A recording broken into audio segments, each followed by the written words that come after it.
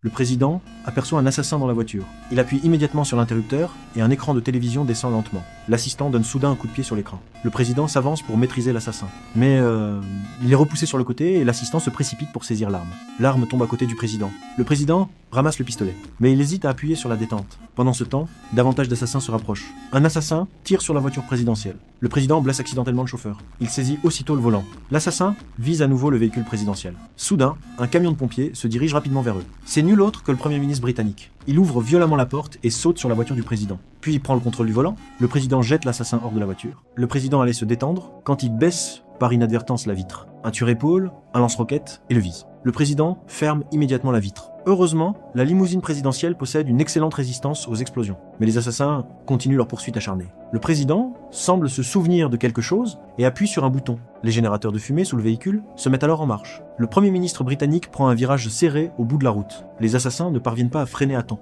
Leur voiture traverse la rambarde et tombe en contrebas. Le président sort ensuite un sac de sang de rechange et le lance sur le pare-brise du véhicule suivant. Les assassins perdent la vue. Leur voiture perd aussitôt le contrôle et tourne sur elle-même. À la vue de cela, le chef des assassins jure de venger son camarade tombé. Il vise directement la voiture présidentielle. Le Premier ministre britannique tourne brusquement le volant. Après avoir esquivé l'attaque, il appuie fort sur l'accélérateur. Il conduit le véhicule dans une zone sécurisée. Voyant cela, le chef des assassins ne peut que partir avec colère. Grâce à l'aide du Premier ministre britannique, le président américain échappe avec succès au danger. Après avoir échappé au danger, le président se rend immédiatement dans la salle de conférence. Il s'avère que les terroristes ont été envoyés par le vice-président. Soudain, un homme tire sur le vice-président. Celui-ci serre encore une grenade dans la main.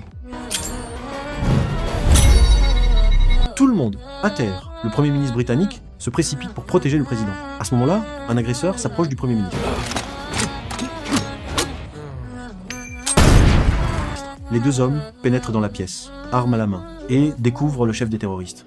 Ce dernier avait déjà aménagé une voie de fuite. Alors que l'hélicoptère s'apprête à décoller, le président lui lance une sculpture. La sculpture heurte directement le moteur. L'hélicoptère s'écrase et explose.